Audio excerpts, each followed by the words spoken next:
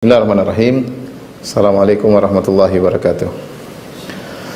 Alhamdulillahi ala ihsani wa syukru lahu ala taufiqihi wa amtinani wa asyhadu an la ilaha illallah wahdahu la syarika lahu ta'ziman li sya'nihi wa asyhadu anna Muhammadan abduhu wa rasuluhu da'ila ridwani.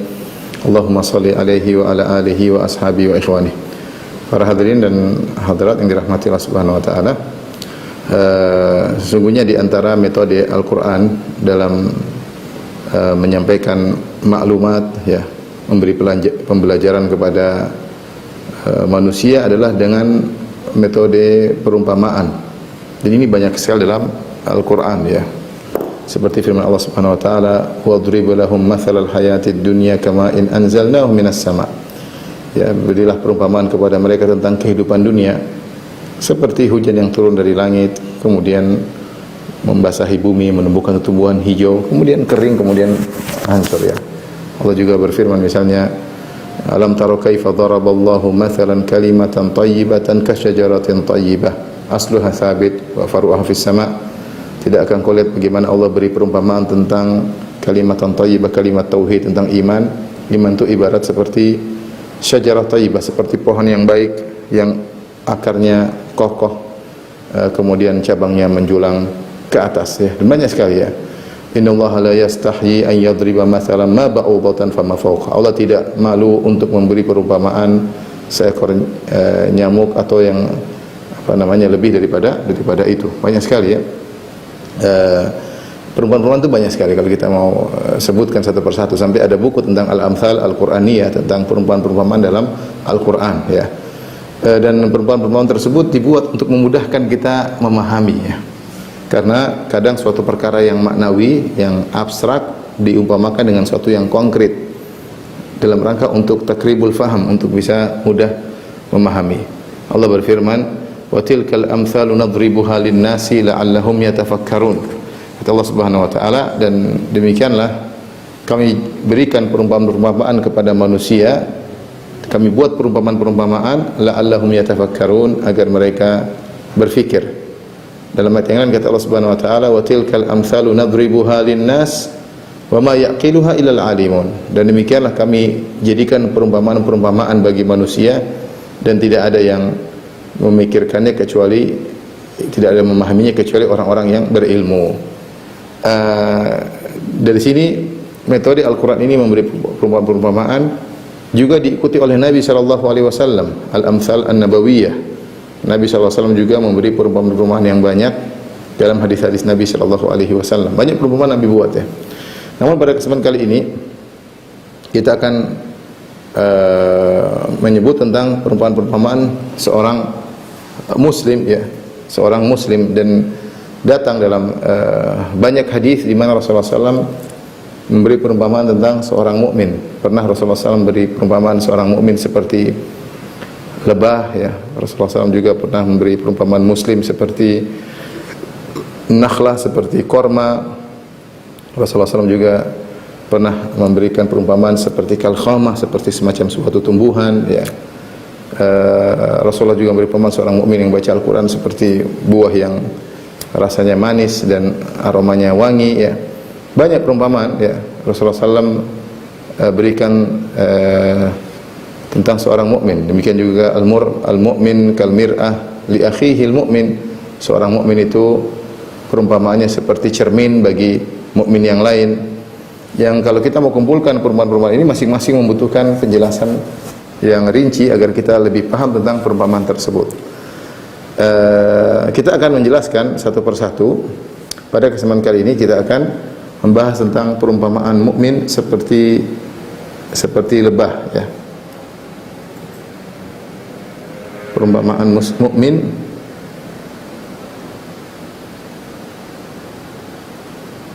seperti lebah, seperti lebah, ya. Al-mukmin kan nahlah, bahwasanya mukmin itu seperti lebah.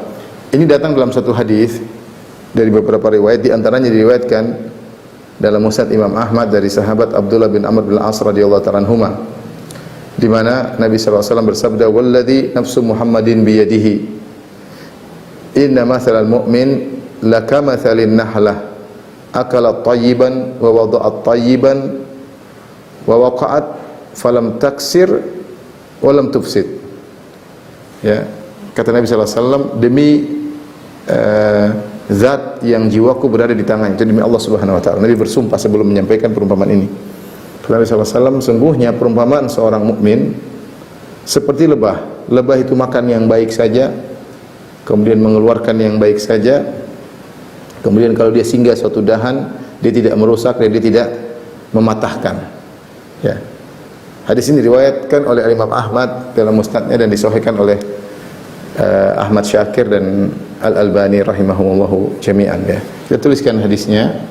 Ya, kata dari Abdullah bin Amr bin As, kata Rasulullah sallallahu alaihi wasallam, walladzi nafsu Muhammadin biyadihi inna mathalul mu'min la kamathalin nahlah akalat tayyiban wa wada'at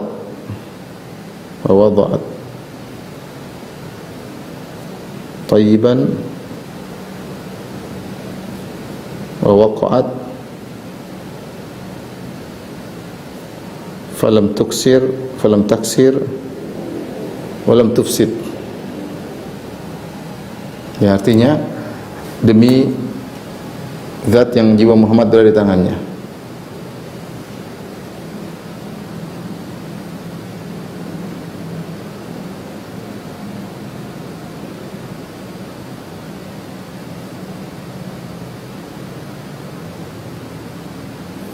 Sungguhnya perumpamaan seorang mukmin, kata Nabi, sesungguhnya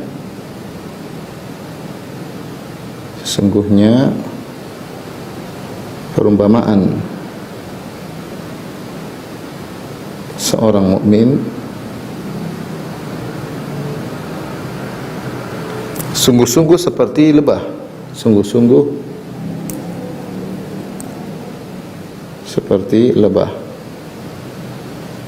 Akalat tayyiban, makan yang baik saja.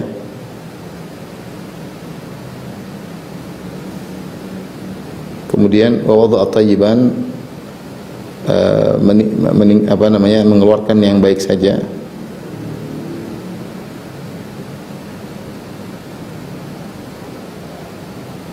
Kemudian wa waqa'at, singgah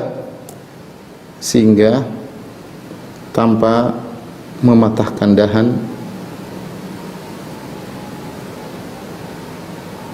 dan tidak merusak. Ini hadis yang kita bahas ini riwayat Imam Ahmad, ya, dan disahihkan oleh Syekh Albani dan Syekh Ahmad Syakir rahimahumullahu jami'an. Baik, perhatikan di sini Nabi sallallahu alaihi wasallam memberi penekanan terhadap perumpamaan ini. Nabi buka di sini ada banyak penekanan. Di sini ada, saya katakan ada 3 penekanan, ya. 3 penegasan kalau bahasa kita, ya. Ada 3 penegasan. Yang pertama, Nabi bersumpah. Membuka hadisnya dengan Nabi bersumpah. Tidak semua hadis Nabi dibuka dengan sumpah. Nabi sallallahu alaihi wasallam membukanya dengan sumpah. Ini menunjukkan Rasulullah SAW serius, ya. Walladzi nafsu Muhammadin biyadihi, demi zat yang jiwa Muhammad berada di tangannya. Kemudian yang kedua, Nabi menggunakan inna, sesungguhnya. Ini namanya inna, untuk tasydid inna maksudnya sesungguhnya. Sungguhnya. Ini penekanan kedua. Kemudian lakama, di sini juga la. Jadi sini kalau kita perhatikan di sini inna adalah, ini juga la, ini juga adalah penekanan. Sungguh-sungguh la dalam taukid. Lam taukid. Lam untuk penekanan juga, penekanan. Jadi dari sini kita tahu Rasulullah SAW menegaskan perumpamaan ini dengan 3 penekanan. Dengan sumpah terlebih dahulu, kemudian dengan inna. Nah, kalau kita artikan demi zat yang jiwa Muhammad berada di tangannya, sungguh-sungguh benar-benar perumpamaan seorang mukmin itu seperti nahlah, seperti nahlah. Taib. Nahlah seperti lebah, ya. Kita tahu lebah adalah serangga, ya, serangga yang menakjubkan. Yang menakjubkan. Hingga dalam Al-Qur'an ada namanya surat An-Nahlah. Surat An-Nahl surat ke-16 ya. Allah berfirman, wa auha rabbuka ilan nahli anittakhidhi minal jibali buyutan wa minasy syajari wa mimma ya'rishun. Thumma kuli min kulli thamarati fasluki subula rabbiki dhulula yakhruju min butuniha syarabun mukhtalifun alwanuhu fihi shifaa'un linnas inna fi dzalika laayatan liqaumin yatafakkarun. Kata Allah, Allah pun mengilhamkan kepada lebah untuk membuat rumah sarangnya, sangkarnya di gunung-gunung, di tempat yang tinggi, di pohon-pohon, di bangunan manusia. Kemudian makanlah dari ambillah dari tumbuh-tumbuhan, sari bunga mereka, sari bunga tumbuh-tumbuhan tersebut, dan ikutilah jalan Rabbmu. Kemudian kata Allah di akhir ayat, yakhruju min butuniha, keluar dari perutnya, syarabun mukhtalifun alwanuhu, keluar dari perut lebah tersebut minuman yang beragam warnanya, fihi shifaa'un linnas, maksudnya madu, yang pada minuman tersebut ada kesembuhan bagi manusia. Kata Allah, inna fi dzalika laayatan liqaumin yatafakkarun, yang pada demikian tersebut ada tanda-tanda kebesaran Allah bagi orang yang mau berfikir. Sehingga namanya surat lebah, surat An-Nahlah, karena Allah menyebutkan lebah. Di sini menunjukkan bahwasanya Allah mengilhamkan kepada lebah, Allah beri hidayah, namanya hidayatul amah, mengilhamkan lebah untuk bagaimana dia bisa beraktivitas, ya, beraktivitas, sehingga dengan insting yang diberikan oleh Allah kepada lebah dia bisa melakukan banyak hal, ya. Dia bisa membuat sangkarnya dengan model segi 6, kemudian dia bisa mengambil hanya sari bunga saja dengan berbagai macam yang tidak ada yang mengajarinya, begitu lahir sudah ahli langsung. Yang menunjukkan, makanya Allah mengatakan kemudian keluar dari perutnya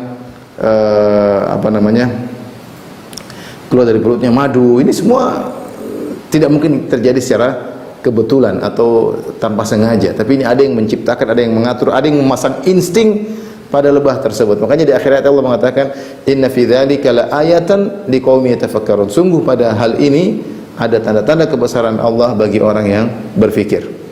Inilah lebah. Tapi di antara ciri utama lebah, kata Nabi SAW, akalat tayyiban, lebah itu tidak makan kecuali yang baik saja, yang baik saja. Karena dia hanya makan sari bunga, ya. Dia tidak, karena apa? Hanya menghirup atau menyedot sari bunga. Sari bunga, sambil dia menyedot sari bunga. Kemudian wa wada'at tayyiban, dan dia tidak mengeluarkan yang baik kecuali yang baik-baik saja. Kita tahu lebah mengeluarkan di antara yang keluar dari lebah yang baik-baik saja. Ada beberapa hal seperti madu. Kemudian ada juga di antara hasil lebah, di antaranya pertama madu, ya. Kemudian ada royal jelly, ya. Kemudian ada apa lagi? Propolis, ya. Kemudian ada bee pollen, ya. Yang ini semua bermanfaat bagi kesehatan. Tidak ada lebah mengeluarkan kotoran yang tidak bermanfaat. Semuanya bermanfaat. Kemudian di antara keistimewaan lebah, dia singgah tanpa mematahkan dahan dan tidak merusak. Waqa'at, kalau dia ingin menghirup sari bunga, maka dia singgah di dahan dengan halus. Meskipun ada dahan yang sudah tua, tapi dia bisa singgah dan dia tidak merusak, tidak mematahkan dahan tersebut, dan dia tidak merusak. Bahkan lebah, ya, di antara hewan-hewan penyerbuk, lebah itu dia sembari dia menghirup atau menyedot sari bunga, dia juga menyebarkan serbuk, karena dia mengambil serbuk-serbuk, kemudian dia berpindah dari satu tumbuhan ke tumbuhan yang lain sehingga terjadi pembuahan. Di antara hewan yang membantu terjadi pembuahan adalah lebah, sehingga dia tidak meletakkan, tidak makan kecuali yang baik, dan tidak mengeluarkan kecuali yang baik pula. Nah, ikhwan dan akhwat yang dirahmati Allah Subhanahu wa taala, ini di antara tiga ciri utama lebah, ya. Ini adalah ciri pertama, ini hanya makan yang baik saja. Ciri kedua, ciri ketiga, tidak merusak. Ini kata para ulama, tiga ciri utama lebah. yang mungkin tidak didapatkan, yang tidak didapatkan pada hewan yang lain, didapatkan pada serangga yang lain.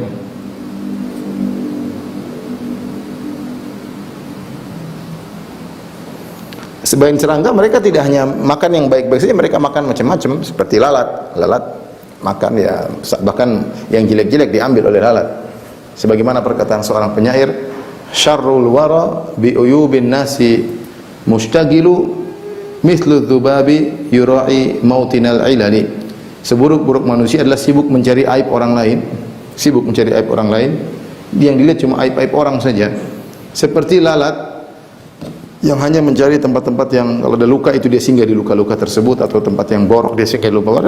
Ada lokasi yang baik tapi dia senang dengan yang jorok-jorok tersebut ya. Adapun yang makan cuma yang baik cuma lebah. Yang mengeluarkan yang baik cuma lebah.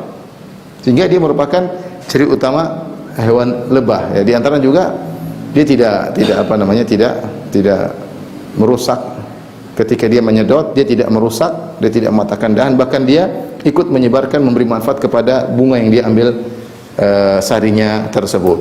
Nah, timbul pertanyaan, apakah Nabi SAW ketika menyamakan mukmin dengan lebah hanya terbatas pada 3 perkara ini? Pertanyaan.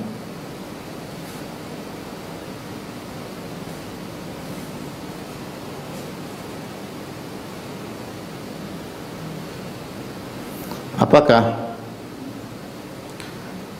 penyamaan Nabi, perumpamaan Nabi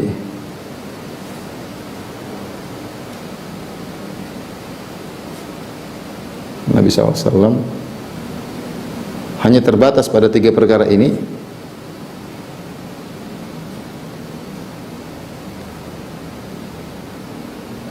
Ini saja. Karena kita tahu lebah punya sifat-sifat yang lain yang bagus, banyak ya. Kalau saya baca syarah dari para ulama, mereka mengatakan ini ciri utama, tetapi tidak terbatas pada 3 perkara ini. 3 perkara ini ciri utama karena yang cuma begini cuma lebah. Hewan lain tidak ada, serangga lain tidak ada. Ya. Tetapi di sana ada sifat-sifat lebah lagi yang lain yang juga mungkin dimiliki serangga-serangga yang lain. Ya, ada sifat-sifat lebah yang lain. Kita tulis sini misalnya.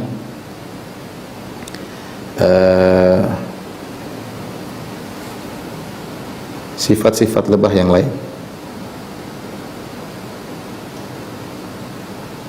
Selain daripada hadis ini. Jadi seakan-akan ulama mengatakan ketika Rasulullah SAW menyebutkan tentang 3 perkara ini sebagai isyarat bagi kita untuk berfikir, di sana ada ini Rasulullah yang menyebutkan sebagai sampel aja, bukan pembatasan. Lebah itu begini loh, ya. Tapi carilah sifat-sifat lebah yang lain yang baik, ikuti sifat-sifat tersebut. Sifat-sifat lebah yang lain yang baik, ya, banyak ya. Di antaranya misalnya apa? Rasulullah lebah itu kuat bekerja ya. Kuat bekerja, tidak kenal lelah ya. Demi untuk membangun sarang bagi putri atau ratu lebah ya, kuat bekerja. Kemudian dia bekerja dengan tenang, tidak mempedulikan apa jabatannya ya.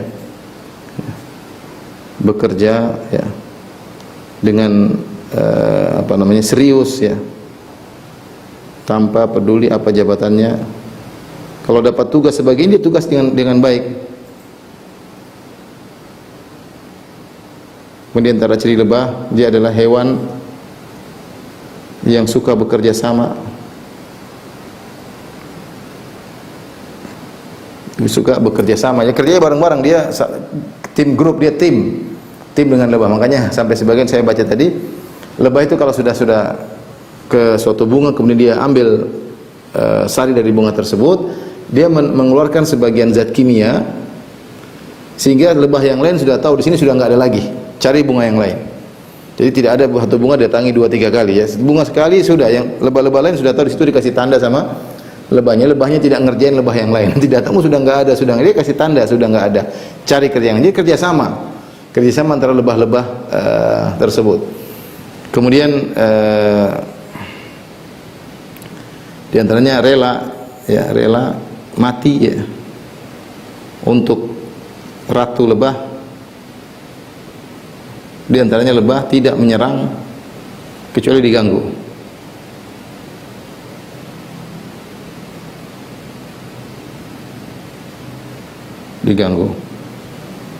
Berbeda dengan tawon.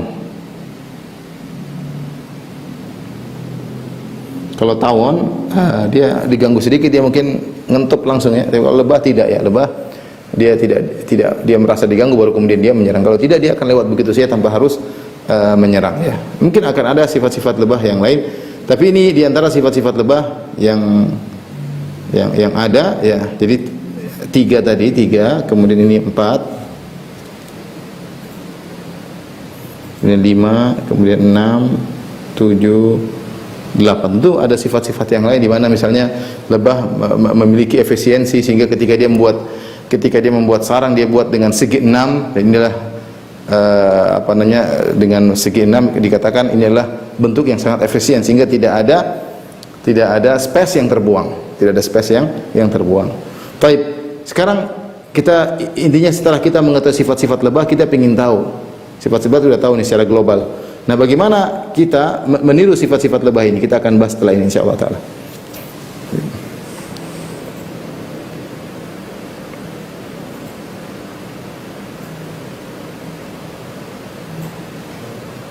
Baik. Sifat-sifat yang mungkin kita meniru lebah ya.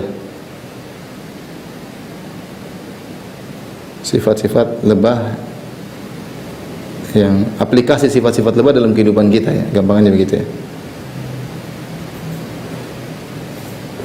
Mengaplikasikan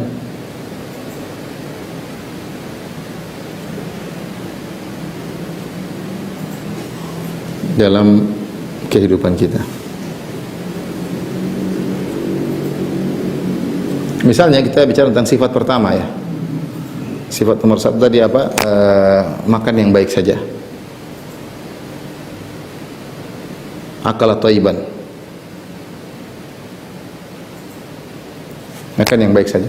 Nah, ini sebenarnya bisa kita terapkan dalam kehidupan dalam beberapa aplikasi. Misalnya di antaranya kita tidak makan kecuali yang halal.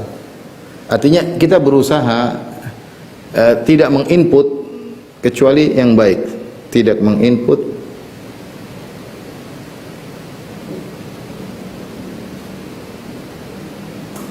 kecuali yang baik-baik saja. Ini kita harusnya demikian berusaha ya. Maka kita tidak melihat kecuali yang baik, berusaha tidak melihat kecuali yang baik.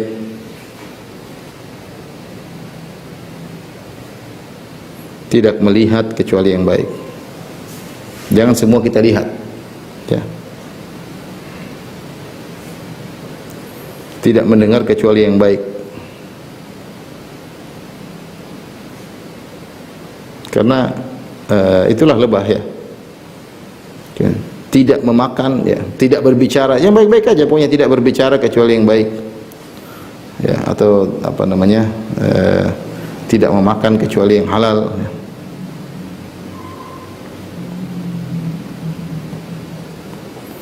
Kenapa? Lebah itu dia milih-milih. Kan bunga banyak, di bagian bunga banyak, tapi dia pilih. Jadi seorang muslim intinya harus selektif dengan inputnya, harus selektif. Jangan semua dikonsumsi ya. Jangan semua dikonsumsi.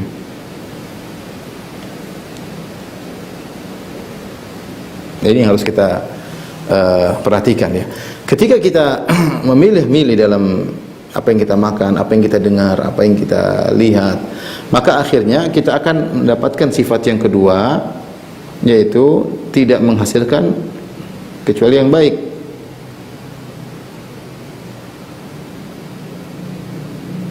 Ini sifat lebah yang kedua, kecuali yang baik. Tadi disebut lebah menghasilkan apa? Madu, royal jelly, propolis, bee pollen ya. Ini semua baik-baik, nggak ada yang tidak baik ya. Maka ketika kita selektif dalam input, maka outputnya juga akan baik. Maka output juga akan baik. Jangan menulis kecuali yang baik, jangan berbicara kecuali yang baik.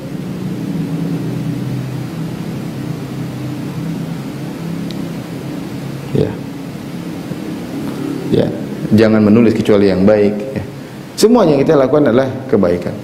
Karena kita selektif dalam input, maka output juga insya Allah baik. Jangan komentar kecuali yang baik.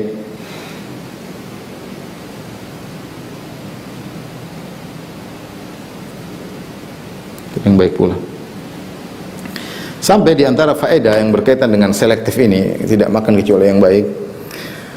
Kita dihadapkan dalam kehidupan di mana di depan kita wawasan banyak.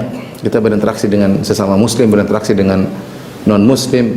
Kita berinteraksi dalam dunia maya, banyak hal yang bisa kita lihat, banyak tradisi, banyak kegiatan, banyak orang-orang melakukan banyak hal. Nah, kita harus selektif. Kita tidak semua yang kita lihat kita ikuti. Kita harus memilih-milih mana yang cocok dengan akidah kita sebagai seorang muslim, mana yang memilah-milih kita, karena akan berbicara tentang teknologi dengan kemajuan, dan banyak kemajuan tersebut datang dari negeri-negeri non muslim, negeri kafir, maka kita tidak semuanya kita ikuti ya. Kita ikuti yang cocok dengan akidah kita, yang sejalan dengan identitas kita sebagai seorang muslim. Itu yang kita pilih ya. Demikian juga banyak yang kita baca. Kita banyak baca ya. Dan di antara menunjukkan seperti Syekhul Islam Ibnu Taimiyah rahimahullah taala, beliau membaca buku-buku banyak. Buku-buku firqah-firqah beliau baca ya. Bahkan tapi subhanallah beliau bisa terkadang beliau mengambil faedah dari bantahan sebagian kelompok kepada kelompok yang lain. Misalnya ketika Ibnu Taimiyah membantah Mu'tazilah, beliau banyak menggunakan bantahan-bantahan dari ulama Asy'ariyah yang membantah Mu'tazilah. Beliau gunakan, tidak ada masalah. Ya, ini manfaat beliau ambil dan beliau bisa gunakan untuk membantah ya. Karena beliau jeli ketika dalam membaca, tidak semua maklumat bisa kemudian diterima karena harus diverifikasi dengan akidah salaf yang benar ya. Jadi maksud saya jangan seorang ikut-ikutan. Kalau orang bilang apa latah, orang mau ikut, ngomong gini ikut, ada istilah baru ikut, semuanya ikut. Nah, orang muslim tidak demikian. Dia memilah-milih, selektif. Sebagai lebah. Kita sekarang hidup di zaman, kalau kita nggak hati-hati, kita melihat banyak hal. Kalau kita lihat sembarangan, lihat ini, lihat berita ini, lihat aurat wanita terbuka, lihat ini, macam-macam kita lihat. Terkadang kita hanya mengisi waktu, tapi itu semua akan berpengaruh pada hati kita. Karena saya sering sampaikan bahwasanya hati ini adalah hati ini adalah bejana. Sementara corong untuk menyampaikan bejana tersebut banyak. Apa yang kita lihat adalah corong untuk bejana kita, apa yang kita dengar, apa yang kita baca. Maka kita selektif, umur kita tidak banyak. Selektif yang bagus-bagus kita dengar untuk menata hati kita. Nanti kalau kita asal baca, asal lihat, akhirnya hati kita tidak bisa tertata. Dan akhirnya output kita akhirnya jelek. Output kita akhirnya jelek. Jadi maka jadilah seperti lebah ya, pilih yang baik-baik. Akhirnya orang mukmin jadilah orang yang baik ya. Jadilah dia orang yang baik sampai di dunia, sebagaimana dalam hadis ketika seorang mukmin zara ada maridan, jika seorang mukmin menyungguh orang yang sakit, atau zara akhan lahu fillah, atau dia menyungguh saudaranya karena Allah Subhanahu wa taala, nada munadin, maka ada malaikat yang menyeru berkata, tibta, engkau adalah orang yang baik. Lihat karena engkau di atas iman sehingga outputnya baik. Itu ada waktu untuk menyungguh orang sakit, ada waktu untuk menyungguh saudara sama iman, karena Allah Subhanahu wa taala, tibta wa taba mamsyak, engkau adalah orang yang baik dan baik pula perjalananmu, wa tabawwa'ta minal jannati manzilan, dan engkau akan mendapatkan tempat tinggal di surga. Demikian juga ketika orang-orang beriman akan masuk surga, kata para malaikat, tibtum fadkhuluha khalidin ya. Demikian juga ketika mereka orang-orang beriman ketika mau dicabut nyawanya, alladzina tatawaffahumul malaikatu thayyibin, orang-orang yang ketika malaikat mencabut nyawa mereka dengan baik. Ketika mereka masuk surga juga, tibtum fadkhuluha khalidin, para malaikat berkata, masuklah kalian baik, maka kalian masuk dalam surga, karena surga tidak boleh dimasuki kecuali orang yang baik. Jadi sini ikhwan akhwat rahmatullah subhanahu wa taala, waktu kita terbatas, akal kita juga terbatas, umur kita sangat terbatas, maka kita harus selektif. Berteman selektif, bikin kegiatan selektif ya. Jangan kegiatan semua kita ikuti. Grup-grup juga selektif. Teman apalagi, la tusahib ila mu'minan, jangan berteman dengan orang yang beriman. Orang mukmin yang kau berteman dengan dia menambah imanmu, yang kau berteman dengan dia kau merasa semakin dekat dengan Allah, itu teman. Kalau kau punya teman yang buat kau semakin jauh, tinggalkan dia. Jangan ragu-ragu untuk meninggalkan, jangan ragu-ragu untuk meremove, delete. Kalau ada grup membuat engkau jauh dari Allah, maka jangan ragu-ragu untuk left. Kita harus selektif ya. Waktu kita terbatas, umurnya terbatas. Kita semakin tua, semakin menuju pada titik kematian, bertemu dengan Allah Subhanahu wa taala. Ya. Kalau kita melihat semua apa yang kita semua mau nonton, semua dengar, semua berita kita mau dengar, semua perkara mau kita komentar, ya ini kita namanya tidak selektif dalam input. Akhirnya output kita ngaco nanti. Tidak seperti lebah yang memilah dan memilih. Ya.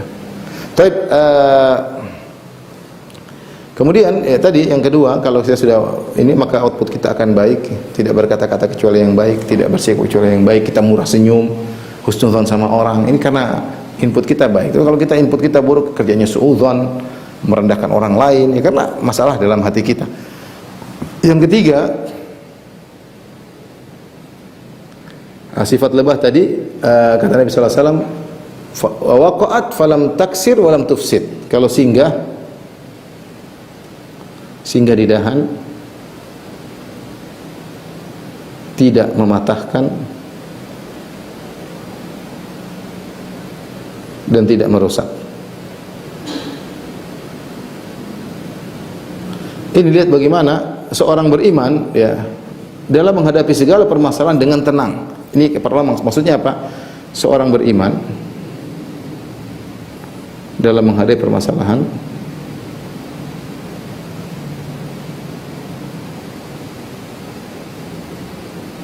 tidak merusak.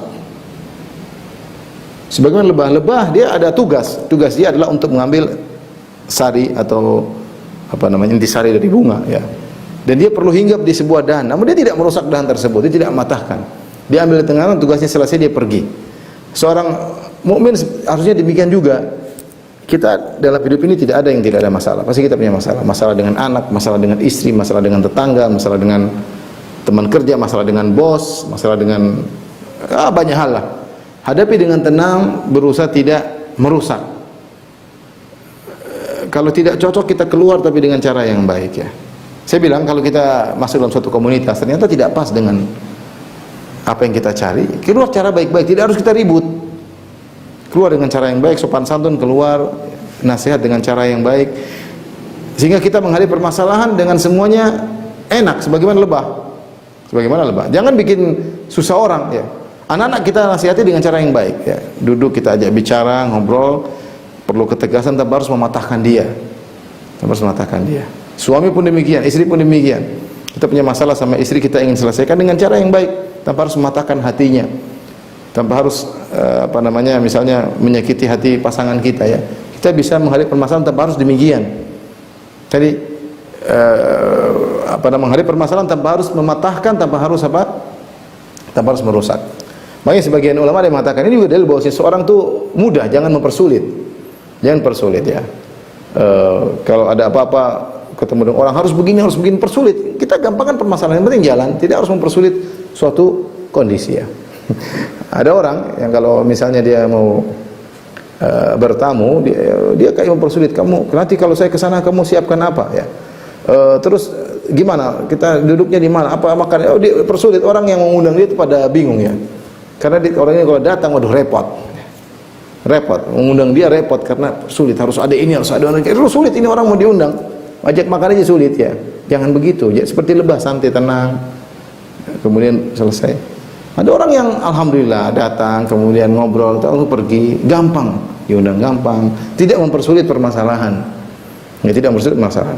Itulah perlu kecerdasan bagaimana lebah ketika menghadapi permasalahan dengan tenang, kemudian dia bisa menyelesaikan permasalahan tanpa harus mematahkan, tanpa harus menyakiti ya. Berusaha kita demikian sebagai seorang mukmin ya. Karena saya bilang kita hidup ini tidak ada hidup tanpa permasalahan, pasti ada permasalahan dalam komunitas, dalam keluarga, kadang dengan kerabat kita. Bagaimana Anda menghadapi tanpa harus menyakiti? Hadapi dengan tenang. Pandai-pandai melihat situasi dan kondisi. Kalau harus pergi maka left dengan cara yang baik, tidak harus bertengkar. Tidak harus bertengkar baru left ya. Tidak semua yang di dalam benak kita harus kita utarakan. Kita harus bisa menghadapi situasi dan kondisi. Tapi ini di antara sifat-sifat lebah. Di antara sifat-sifat lebah tadi yang lain yang sudah kita sebutkan ya. Kuat bekerja yang serius, hewan suka bekerja sama, rela mati untuk ratu lebah, tidak menyerang kecuali diganggu, berbeda dengan tawon. Ini sifat-sifat lain yang mungkin harus kita perhatikan juga ya. Seorang mukmin mudah untuk diajak kerjasama Sebagaimana sabda Nabi sallallahu alaihi wasallam, al-mu'min ya'laf wa yu'laf, ya. La khaira fi man la ya'laf wa la yu'laf, ya. Seorang mukmin itu pandai untuk ya dekat sama orang, ya. Dia mudah bergaul, ya. Dan dia mudah untuk diajak bergaul. Tidak ada kebaikan bagi seorang mukmin yang kaku, ya, yang tidak bisa diajak bergaul dan tidak bisa bergaul dengan orang lain. Ya, mukmin bukan demikian. Makanya kita disyariatkan adanya sholat berjamaah, adanya sholat Jumat, adanya Id, semuanya untuk kita interaksi. Ya, artinya seorang mukmin dia selektif, tapi dia mudah, orang yang mudah, tidak kaku, tidak tidak sulit, ya. Makanya kata Nabi SAW ketika menyebut tentang orang yang terbaik akhlaknya, kata Nabi SAW, al-muwatti'una aknafan alladzina ya'lafun wa yu'lafun. Itu orang-orang yang bentangkan tangannya, mudah untuk bergaul dan mudah untuk diajak bergaul. Artinya dimanapun dia berada, dia santai, tenang. Dan ini tidak mungkin muncul kecuali orang yang tawadhu. Karena kalau orang ada keangkuhan, dia sulit untuk bergaul dan sulit untuk diajak bergaul. Kenapa? Dia punya sikap merendahkan orang lain. Tidak level dengan saya, atau saya tidak pantas dengan dia, dan yang lainnya. Banyak orang seperti itu. Tapi kalau dia punya sifat tawadhu, dia senang bersama dengan kaum mukminin yang lainnya. Kalau yang diperlukan untuk saling kerjasama, dia lakukan. Nah, jika mungkin, kalau tidak mungkin kan dia tolak dengan cara yang halus. Lihat bagaimana lebah kerjasama dengan lebah-lebah yang lain, dan dia fokus dalam pekerjaannya. Tidak harus dia posisinya sebagai apa, dia tidak harus jadi pengawal ratu, tidak harus. Dia mungkin lebah sebagai pekerja ini, lebah sebagai tugas ini, dia kerjakan dengan baik, ya, dia kerjakan dengan baik. Ya, maka seorang pemimpin demikian, dia bekerja yang penting mencari keridhaan Allah Subhanahu wa taala, tanpa harus butuh pengakuan dari orang lain, tanpa harus kemudian diangkat-angkat, dinaikkan jabatannya, sebagaimana lebah fokus dalam bekerja, ya. Yang lain tadi misalnya tekun dalam pekerjaan, lebah dia seharian penuh untuk membuat sarangnya, dia tekun, ya. Kemudian tadi rela mati untuk berkorban, ya. Seorang mukmin kalau memang waktunya dia harus berkorban, dia berkorban jiwa, raga dan hartanya untuk Islam. Kemudian di antara juga tidak menyerang kecuali diganggu. Seorang mukmin jangan mengganggu orang lain, ya. Al-muslim man salimal muslimuna min lisani wa yadihi. Seorang muslim adalah di mana kaum muslimin yang lain selamat dari gangguan lisannya dan dari gangguan tangannya. Berusaha tidak menyakiti orang lain, berusaha tidak menzalimi orang. Tapi kalau dia diganggu, dia bisa membalas. Tidak jadi masalah sebagaimana lebah, ya. Ini ikhwan dan akhwat yang rahmati Allah Subhanahu wa taala, sedikit yang bisa saya sampaikan tentang perumpamaan mukmin seperti lebah. Tentunya masih ada perumpamaan-perumpamaan yang lain. Cuma kalau kita mau bahas kelihatannya terlalu panjang, maka mudah-mudahan kita sambung di kesempatan yang lain. Saya cukupkan sampai di sini. Kalau ada yang bertanya, saya persilahkan, ya. Wallahu taala alam bisawab.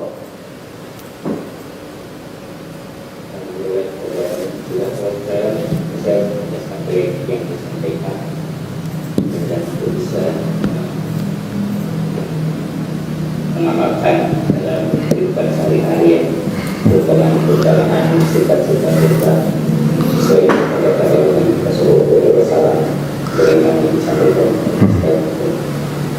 Mungkin sepertinya bagi yang mau bertanya silakan. Bingung mau tanya apa kali? Semuanya sudah jadi lebah mudah-mudahan. Yang masih jadi tawon berusaha jadi lebah, ya. Tidak apa-apa, di luar materi tidak masalah, tidak harus sesuai dengan materi. Kalau yang bertanya saya persilakan. Silakan Bapak Ibu kawan-kawan yang bertanya. Ustaz tadi sebenarnya begini curhat Ustaz. Tadi saya sering sholat di rumah. Dan beberapa bolos bacaan itu. Ini masuk dulu Pak Ustaz. Apa itu? Karena tadi sholat di rumah Ustaz. Soalnya kalau mesti takut nggak keburu. Oh iya. Mudah-mudahan tidak apa-apa. Mudah-mudahan. Tidak mepet tadi. Silakan Bapak Ibu, Ikhwan kalau ada yang mau bertanya, silakan bisa resen dibuka aksesnya. Silakan manfaatkan sisa waktu ini untuk bertanya kepada Ustaz. Boleh yang di luar tema, silakan.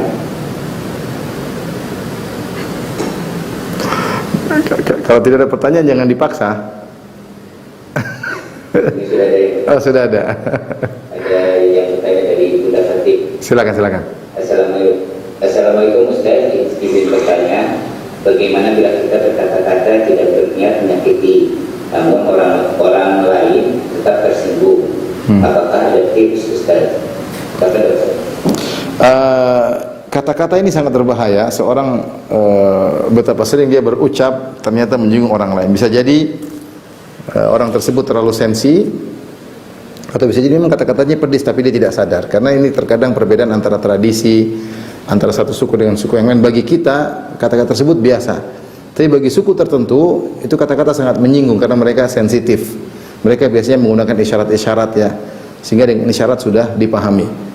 Tapi sebagian suku tidak, ya, tidak pakai isyarat, ngomong dengan tegas, dan terkadang ketegasan tersebut dirasa oleh sebagian orang bahwasanya itu adalah menyinggung. Dan bisa jadi orang yang tadi terlalu sensi, memang dia terlalu baper, bisa jadi. Tapi intinya kita pikirkanlah, kita amalkan hadis Nabi sallallahu alaihi wasallam, "Man kana yu'minu billahi wal yaumil akhir falyakul khairan aw liyasmut." Barang siapa yang beriman kepada Allah dan hari akhirat, maka hendaknya dia berkata-kata yang baik atau diam. Sehingga ketika kita mau berbicara, kita pikir dulu, ini kata-kata kira-kira menyakiti hati orang atau tidak. Kita pikirkan terlebih dahulu. Bagaimana kalau saya di posisi dia? Kalau ternyata kita sudah pikir, menurut kita tidak mengapa, kita ucapkan, ternyata dia tersinggung, ya udah kita minta maaf. Dan dia tidak berdosa karena kita tidak melakukan dosa. Tapi sebagai seorang muslim atau muslimah yang baik, kita ingin jangan setan masuk di antara kita. Meskipun kita tidak merasa salah, karena memang kita tidak bermaksud, dianya yang baper. Jadi kita datang sama dia, mohon maaf saya tidak tahu. Kita jelaskan agar dia tidak sudzon sama kita. Saya ngomong begitu tidak saya tujukan kepada kamu. Demi Allah saya tidak maksudkan demikian. Hanya qadarullah kok pas ngepasi kondisimu. Saya tidak ada maksud sama sekali.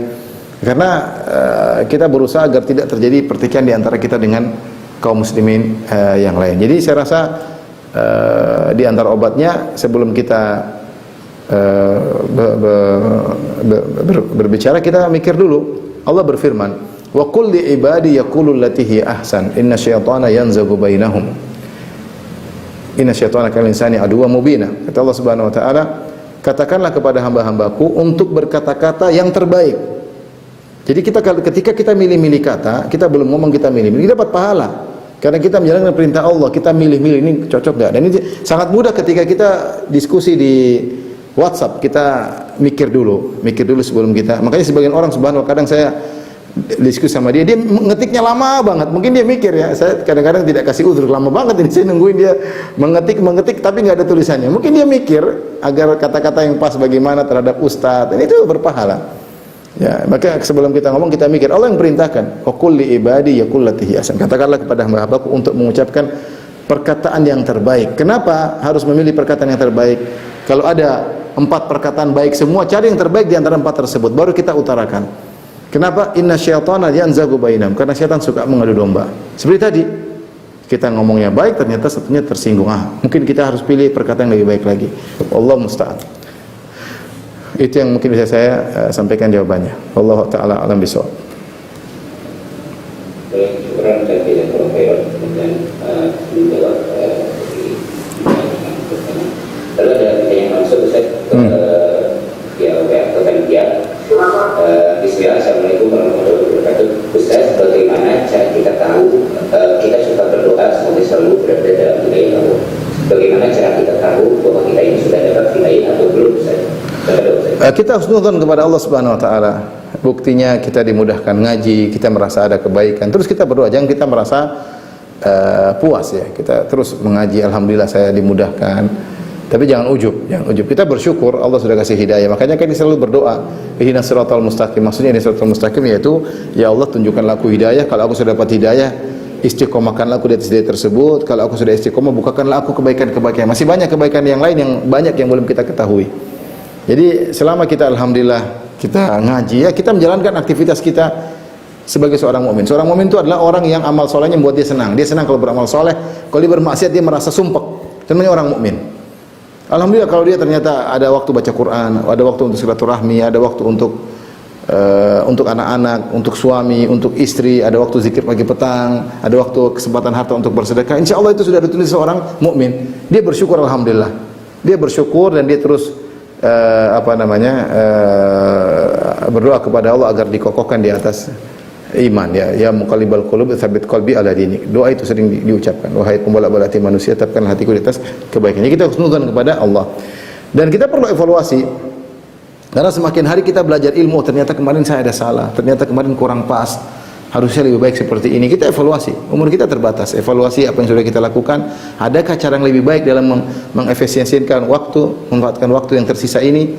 Kalau ada bisa yang lebih efisien, kita lakukan yang terbaik. Allah alam bisawab ya. Selanjutnya pada yang bertanya di Ikhwan yang sudah resen, selalu Bapak Ahmad Haris, silakan Pak. Langsung bertanya pada Ustaz. Assalamualaikum warahmatullahi wabarakatuh. Waalaikumsalam.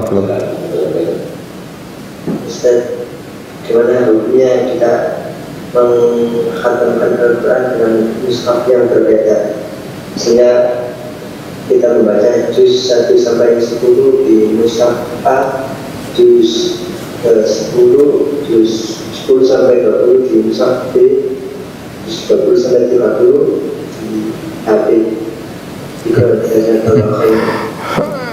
Wa jazakumullah khair. Tidak ada masalah. Anda pakai mushaf juga nggak apa-apa kalau mampu. Anda pakai mushaf juga nggak ada masalah. Jangankan mushafnya ganti-ganti, nggak pakai mushaf juga tidak jadi masalah. Saya punya kawan, dia pengajar tahfidz. Di antara cerita tentang dia, dikatakan bahwasanya dia sudah sekitar mungkin 10 tahun tidak pernah baca Al-Quran, tidak pernah pegang Al-Quran. Kenapa? Bukan karena dia malas, tapi dia hafid, sehingga dia cuma dengan apa? Dengan hafalannya saja dia sudah menghatamkan Al-Quran berulang-ulang tanpa harus memegang Al-Quran. Jadi tidak ada masalah. Kalau kebetulan kita Qurannya beda, ya kita pakai Quran yang lain. Kebetulan di jalan tidak ada Quran, pakai HP, enggak ada masalah. Allah memudahkan. Yang penting Qurannya kita baca. Bahkan tanpa Quran pun tidak jadi masalah. Cuma ada khilaf mana yang lebih utama, kita baca tanpa Quran atau dengan Al-Quran, berbeda. Intinya kembali kepada seseorang. Ada orang yang dengan dia baca tanpa lihat Quran dia lebih fokus. Ada orang yang dengan baca Quran dia lebih fokus meskipun dia hafal.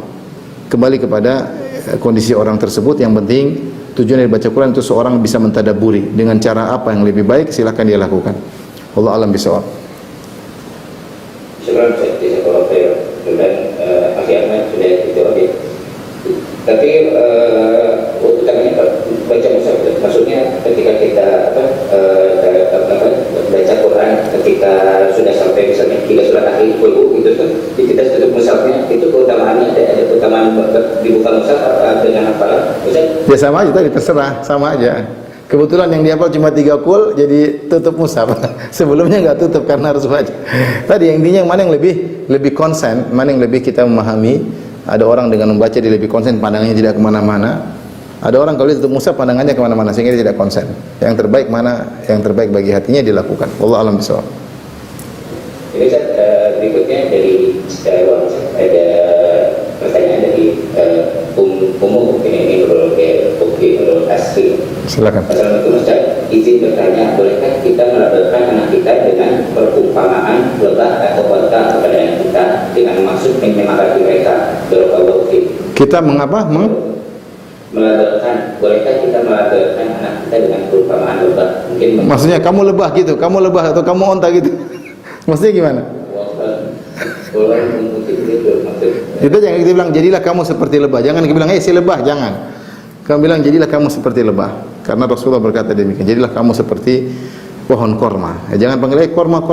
Maksudnya jangan melabelkan, jangan kita panggil dengan korma atau jangan panggil kita panggil dengan lebah, enggak, tapi kita bilang jadilah seperti lebah, jadilah seperti korma, seperti itu. Tidak jadi masalah.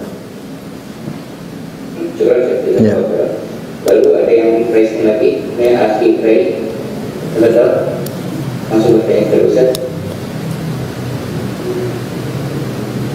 Pak Ray, Di-unmute dulu. Di-unmute dulu sekarang.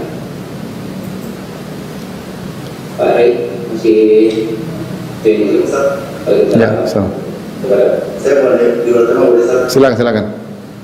Ustaz, ini Ustaz, kalau misalnya ada seseorang itu dulunya dia kerja di leasing sampai meninggal Ustaz. Dia pernah apa? Kerja di perusahaan leasing sampai meninggal. Terus? Nah, terus itu apakah dan dia anggap saya tahu dia udah tahu hukum, anggap seperti itu lah. Nah, lalu kalau misalnya sampai meninggal dia belum tobat dan masih kerja di situ, apakah dia akan dapat azab kubur kekal di neraka? Tentunya tidak. Itu pertanyaan kedua boleh Ustaz? Boleh, silakan. Terus kalau misalnya ciri-ciri saya terkena ain itu apa Ustaz ya? Apa itu berarti malas ibadah atau misalnya jadi malas zikir atau bagaimana ciri-ciri terkait secara teori itu? Adapun yang pertama mengenai orang yang meninggal dia praktisi riba sampai meninggal, padahal dia tahu hukumnya tapi dia terus praktek riba sampai meninggal dunia, maka dia adalah hukumnya seperti pelaku dosa besar yang kata Allah Subhanahu wa taala, innallaha la yaghfiru ay yushraka bih wa yaghfiru ma duna dzalika liman yasha. Allah tidak mengampuni dosa kesyirikan, itu orang yang meninggal dalam kondisi syirik tidak akan diampuni oleh Allah. Wa yaghfiru ma duna dzalika liman yasha, dan Allah mengampuni orang yang meninggal dalam melakukan dosa besar selain syirik bagi yang Allah kehendaki. Artinya kalau ada orang meninggal dalam kondisi su'ul khatimah, entah praktisi riba, entah sudah berzina meninggal, entah bunuh orang kemudian dia juga meninggal, entah lagi berzina meninggal, entah lagi durhaka sama orang tua meninggal, maka orang ini tidak bisa kita pastikan dia masuk neraka karena masih ada kemungkinan dia bisa jadi diampuni. Karena Allah sudah berjanji wa yaghfiru ma duna dzalika liman yasha, dan Allah akan mengampuni dosa-dosa selain kesyirikan bagi yang Allah kehendaki. Nah, kita enggak tahu orang ini termasuk yang Allah kehendaki atau tidak. Sehingga tidak bisa kita pastikan bahwasanya orang ini tidak diampuni. Taruhlah orang ini tidak diampuni, taruhlah dia meninggal dalam kondisi riba dan tidak diampuni. Toh dia punya kebaikan-kebaikan yang lain. Di sana ada timbangan. Ada timbangan yang harus dilakukan. Bisa jadi kebaikan lebih banyak. Intinya selama seorang mukmin apapun dia masih muslim, kita doakan. Semoga Allah merahmati dia, semoga Allah mengampuni dia. Dan doa kita bermanfaat bagi dia. Bisa mengurangi dosa-dosanya di alam barzakh. Adapun yang kedua mengenai ciri-ciri orang terkena ain, wallahu alam ya, biasanya terkena ain itu tiba-tiba dia tadinya dalam suatu kondisi tiba-tiba berubah, yang tadi sehat tiba-tiba sakit, tadinya begini tiba-tiba berubah, itu biasanya ciri-ciri karena ada perubahan secara drastis. Tapi kalau kita malas baca Quran, ya mungkin bukan karena kena ain, mungkin karena kita buang-buang waktu, atau kita mungkin nonton yang tidak bermanfaat, atau kita dengar yang tidak bermanfaat. Kita perbaiki diri kita, karena tidaklah hati kita ini menjadi malas kecuali karena maksiat. Itu sudah kaidah. Tidak jadi kita jadi malas kecuali karena maksiat. Maka seorang ketika merasa dirinya malas, maka dia banyak istighfar kepada Allah Subhanahu wa taala agar bisa menuju yang lebih baik. Ya, tidak ada salahnya kalau dia ragu-ragu, dia merasa dia meruqyah dirinya sendiri. Wallahu alam bisawab. Baik, terima kasih jawab pertanyaan. Ini ada beberapa pertanyaan lagi terkait muamalah. Ada dua pertanyaan. Saya muamalah menjual dari akhir bisa. Salah satu saya bertanya, kalau 2017 membeli kita, lalu sekarang saya mengetahui meskipun haram, saya berniat menjual itu, apa hukum uang yang dihasilkan dari jual kita tersebut? Sudah dibeli atau sudah dijual belum? Kalau belum jangan dijual. Nggak boleh. Karena kita nggak boleh ta'awun 'alal itsmi wal 'udwan, tidak boleh kita saling tolong-menolong dalam dosa dan permusuhan, ya. Nggak boleh. Karena kita jual gitar, kita buat orang bermaksiat, ya. Tapi kalau sudah terlanjur dijual ya sudah, ya. Sudah dijual ya sudah. Manfaatkan hasilnya untuk kebaikan, ya. Tapi kalau belum, jangan dijual, ya. Jangan dijual. Karena kalau kita jual berarti kita membantu orang bermaksiat kepada Allah Subhanahu wa taala. Tidak boleh. Baik. Jadi selanjutnya saya punya pertanyaan dari Ibu Ada, jadi pertanyaan hukum hakim. Assalamualaikum Ustaz, Afwan, bagaimana ada menasihati suami yang sudah berkata kasar, tetapi merasa itu adalah benar. Maksudnya mungkin suami itu merasa itu adalah benar. Biasa kalau yang penting kan diskusi sama suami, duduk baik-baik, layani, kemudian ketika dia lagi pikiran tenang, jangan kita sampaikan, utarakan ketika suami dalam kondisi marah, percuma. Tapi kita lagi mesra-mesranya, kita pijit-pijit dia, atau kita lagi sidangkan makanan, Mas saya mau ngomong sebentar Mas, kita begitu ngomong, kenapa Mas, Masya Allah Mas baik sama saya, Mas nasihat, tapi kita kan perempuan Mas, beda dengan laki-laki. Insya Allah laki-laki ngerti lah, dia asal Mas tuh jangan ngomong gitu, kalau angkat suara percuma. Jadi minta dengan tangisan, Mas kita laki-laki tidak seperti tidak perempuan tidak seperti laki-laki, kita ini perasa Mas ngomong seperti sudah cukup, saya tidak perlu digitukan Mas, saya sakit hati misalnya. Sampaikan, coba sambil berdoa kepada Allah Subhanahu wa taala. Saya rasa semua suami punya hati kok. Yang penting kita nyampaikan dengan baik-baik aja, ya. Tapi jangan sampaikan ketika sedang marah. Nanti ketika sedang marah dia sedang marah, kita sabar. Nanti kalau sudah kondusif baru kita ngomong baik-baik. Wallahu a'lam bishawab. Mungkin pertanyaan terakhir kalau masih ada. Baik, pertanyaan terakhir. Saya ada banyak sebenarnya, saya mohon maaf. Iya. Jika tidak terpilih Bapak Ibu.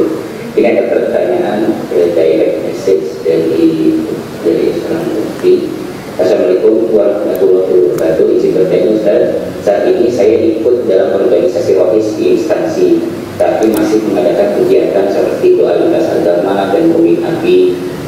juga kajian sunnah juga diterima. Bagaimana sikap kita Ustaz, mohon nasihatnya kepada Ustaz. Intinya kalau perkara-perkara yang baik kita dukung, kalau perkara-perkara yang kurang baik kita mundur secara teratur, seperti itulah. Kita jangan dukung ada dualitas agama kayak apa kayak, enggak lah. Kita bilang aduh ini kamu aja deh, saya enggak deh. Saya enggak untuk ini, saya mau fokus yang ini. Kalau ada yang acara-acara kebaikan, kerja bakti bareng-bareng kita dukung. Intinya kita jangan punya maksud saya jangan punya saham dalam perbuatan yang dilarang oleh Allah Subhanahu wa taala. Wallahu taala alam, demikian saja yang saya sampaikan. Kurang bisa mohon maaf, wabillahi taufiq wal hidayah. Assalamualaikum warahmatullahi wabarakatuh.